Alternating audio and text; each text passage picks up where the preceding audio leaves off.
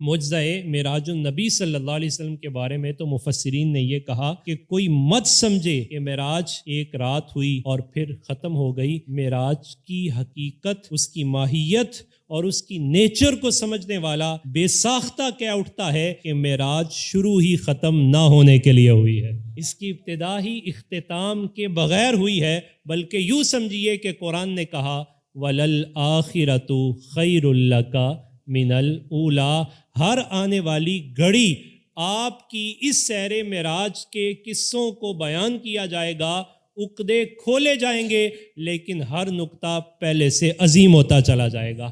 کیوں؟ وَرَفَعْنَا لَكَ ذِكْرَكَ، اور پھر اتمام کہاں ہوگا؟ عَسَىٰ أَن يَبْعَثَكَ رَبُّكَ مَقَامًا مَحْمُودًا، کہ رب تعالیٰ آپ کو اس مقام محمود پر فائز فرمائے گا جس کا وعدہ اس نے آپ کے ساتھ فرما لیا ہوا ہے۔ تو نبی پاک صلی اللہ علیہ وسلم کا یہ معجزہ مبارک کہ جس میں جس پہلو کو بھی ہم کھولتے ہیں یا جس اعتبار سے بھی جاتے ہیں، وہاں انفرادیت رسالت مآب صلی اللہ علیہ وسلم اور نبی پاک صلی اللہ علیہ وسلم کو جو اعزازات اللہ تعالیٰ نے عطا فرمائے ہیں، وہ ہمارے ایمان کو تازگی، فرحت اور ہمارے لیے بھی اعزاز کا باعث بن جاتے ہیں۔ حضرت اقبال نے نبی پاک صلی اللہ علیہ وسلم کے اس معجزہ معراج پر جب بات کی تو وہاں نبی پاک صلی اللہ علیہ وسلم کے معجزہ معراج کو ذکر کرتے ہوئے جو گفتگو کی، میں اس کا کنکلوژن آپ کے سامنے رکھنا چاہوں گا۔ وہ فرماتے ہیں کہ رسول اللہ صلی اللہ علیہ وسلم نے شب معراج میں وہ جلوے دیکھے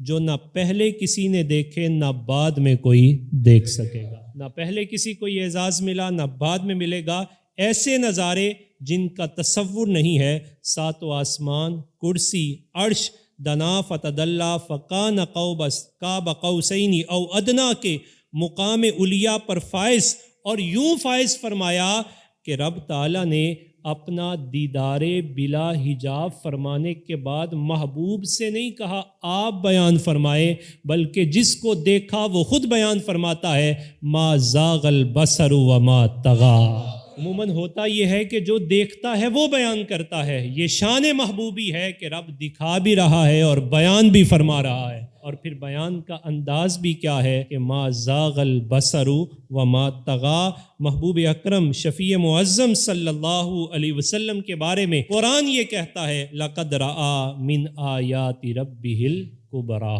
یہ بات جب کلیئر ہو گئی کہ یہ معجزہ ہے اور معجزے پر ایمان رکھا جاتا ہے، اور جب تک ایمان نہ ہو تو اس کی چاشنی انسان کو میسر نہیں آتی، اس کا ایمان نہ ہو تو پھر اس کی کیفیات وہ متغیر ہو جاتی ہیں۔ معجزے کے مقابل جو قوت ہے اسے کہتے ہیں تعقل پسندی۔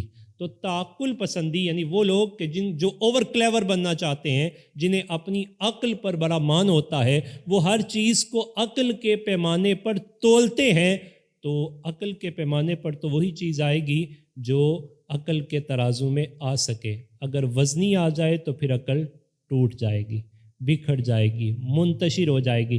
جنہوں نے معجزہ ہائے نبوت کو عقل پہ تولا، نبی کے اعجاز میں فرق نہ آیا، نبی کی ذات کو کوئی فرق نہ پڑا، ہاں البتہ ان کی اپنی عقل موف ہو گئی، اور پھر ایک وقت آیا کہ اس معجزے نے ان کو ان کی عقل پر دوبارہ دستک دی اور انہیں سوائے قبولیت کے کوئی چارہ باقی نہ رہا۔ اس پر قرآن مجید اور قرآن حدیث کی طرف چلتے ہیں۔ اس تعقل پسندی کے اس دور میں جب کوئی شخص یہ انکار کرے، پہلی بات ہے کہ وہ تسلیم ہی نہ کرے کہ واقعی معراج سمجھ میں سمجھنے والی چیز نہیں، یہ تو ایمان والی چیز ہے۔ پھر دوسرا، اگر وہ کہے نہیں یہ تو سمجھ میں تو آتا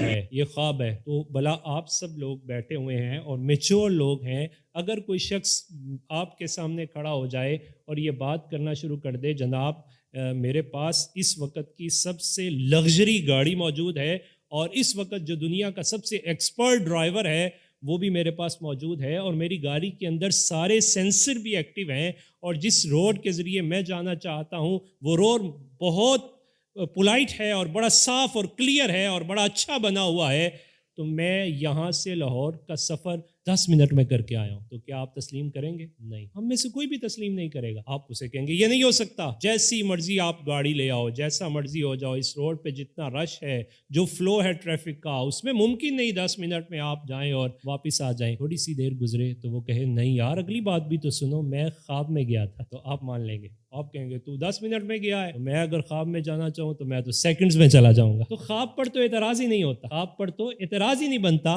بھئی اگر آپ اس کو معجزہ نبی پاک صلی اللہ علیہ وسلم کے سیر معراج کو خواب سمجھے تو پھر اعتراض کائے کا؟ اور پھر اگر خواب سمجھے تو کمال کیا ہے؟ خواب میں جانا تو کوئی کمال نہیں ہے، کمال تو یہ ہے کہ روح مال جسد جایا جائے، اور پھر جایا بھی اس انداز میں جائے کہ جیسے جانے کا حق ہے، اور اس مقام پہ پہنچا جائے کہ جہاں نوریوں کا سردار قدم مصطفیٰ میں پہنچے اور کہے کہ اب یہاں سے آگے نہیں بڑھ سکتا۔ سوال ہوتا ہے کیوں نہیں بڑھنا چاہتے؟ عرض کی لو دنوت ان ملتن، اگر میں ایک پورے کے برابر بھی آگے بڑھا لا ترکتو، تو میں جل جاؤں گا۔ اب یا بلانے والا جانے تو یا جانے والا۔ اگر یہ خواب ہوتی تو یہ کون سا کمال تھا؟ تو اس پر کسی نے بڑے خوبصورت انداز میں خراج عقیدت و محبت پیش کیا، تو اس نے ہمارے دلوں کی یوں ترجمانی کی کہ پہنچ کر سدرا پر روح الامی کہنے لگے یہاں سے آگے کا رستہ حضور جانتے ہیں۔ حدود طائر سدرا حضور جانتے ہیں، کہاں ہے عرش معلا حضور جانتے ہیں۔ تو اگر خواب ہو تو خواب پر اعتراض نہیں کیا جا سکتا، اور خواب ہو تو خواب کمال کی علامت نہیں ہوتا۔ پھر اگر کوئی تعقل پسند اٹھے تو وہ یہ بھی کہہ سکتا ہے کہ ممکن ہے کہ یہ صرف روح ہو، جسد نہ ہو، جیسی عقل ہوگی اس کے مطابق اس کے سٹیپ بڑھتے جائیں گے۔